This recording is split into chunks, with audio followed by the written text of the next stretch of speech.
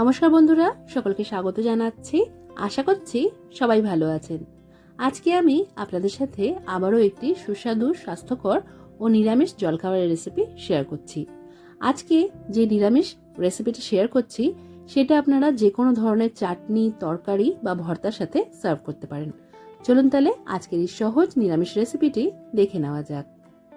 রেসিপিটা তৈরি করার জন্য আমি 1 কাপ সেদ্ধ চাল ভালো করে জল দিয়ে ধুয়ে নিয়ে সারা রাত জলে ভিজিয়ে রেখেছিলাম। যেহেতু শীতকাল, তাই এটা রাতের দিকে ভিজিয়ে রাখলেই সকালে করতে সুবিধা হবে।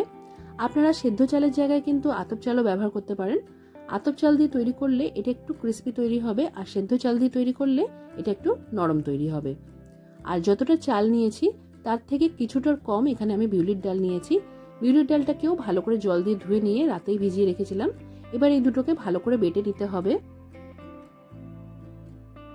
যতটা পরিমাণে চাল আর ডাল আছে সেটা একবারে আমি বাটতে পারবো না, তাই আমি দুটো ব্যাচে এটাকে বেটে নিয়েছি। অল্প করে চাল, অল্প করে ডাল দিয়ে পরিমাণ মতো জল দিয়ে এটাকে ভালো করে ব্লেন্ড করে নিতে হবে। তো এখানে আমি ছোট চায়ের কাপের 1 কাপের মতো জল দিয়েছি এটা ব্লেন্ড করার জন্য। আপনারা বুঝে জল ব্যবহার করবেন, খুব বেশি পাতলাও যাতে না হয়, আবার বাটাটা যাতে ভালো হয় সেটাও খেয়াল রাখতে হবে। তো এখানে একটা পাত্রে আমি এই চাল আর ডাল যেটা বেটে নিয়েছি দুবারে সেটা ঢেলে দিলাম।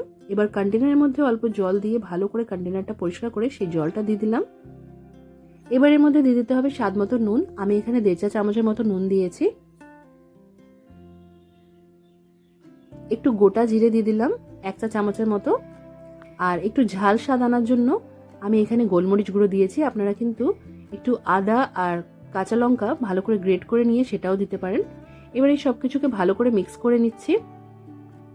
এই ব্যাটারটা আমি খুব বেশি ঘন বা খুব বেশি পাতলা করছি না, মাঝামাঝি এই ব্যাটারটা তৈরি করে ঢাকা দিয়ে 10 মিনিটের জন্য রেস্টে রাখতে হবে। তারপর আমরা তাওয়ার মধ্যে তেল ব্রাশ করে নেব। তার জন্য এখানে আমি বেগুনটা কেটে নিয়ে তার পেছন দিকটা ব্যবহার করছি। সাদা তেলের মধ্যে ডিপ করে নিয়ে সেটাই তাওয়ার মধ্যে বুলিয়ে নিলাম। আর প্রত্যেকবার যখন আমরা এই চাকলিগুলো তৈরি করব তখন ব্যাটারটা হাতার সাহায্যে ওপর নিচ করে নিতে হবে, না হলে তলার দিকে ঘন ব্যাটারটা থেকে যাবে আর ওপরে জল জলে ব্যাটারটা থাকবে। তো এইভাবে প্রত্যেকবার ব্যাটারটাকে একটু ঘুরিয়ে নিয়ে 1 হাতা ব্যাটার তাওয়ার মধ্যে এইভাবে গোল করে ছড়িয়ে দিয়ে ঢাকা দিয়ে 2 মিনিটের জন্য এটাকে হতে দিতে হবে। এখন 2 মিনিট পর ঢাকাটা সরিয়ে রাখলাম। এটাকে একটু উল্টে দিলাম যাতে দ্বিতীয় দিকটাও কিছুটা সেকা হয়ে যায়। তবে দ্বিতীয় দিকটা যেহেতু ভাপে সেদ্ধ হয়ে গেছে, তাই এটা খুব বেশি ভাজতে সময় লাগবে না। 1 মিনিটের মতনই দ্বিতীয় দিকটাকে ভেজে নিতে হবে। তারপর এটাকে আমরা তাওয়ার থেকে তুলে নেব। এইভাবে তৈরি এই চালের রুটিগুলো খেতে খুবই সুস্বাদু হয়। এটা আপনারা যে কোনো ধরনের চাটনির সাথে, আলুর সাদা তরকারির সাথে বা ভর্তার সাথে সার্ভ করতে পারেন। আশা করছি আজকের এই সহজ রেসিপি আপনাদের ভালো লেগেছে। অবশ্যই করে রেসিপিটা ট্রাই করবেন। কমেন্ট করে জানাতে ভুলবেন না যে কেমন লাগলো।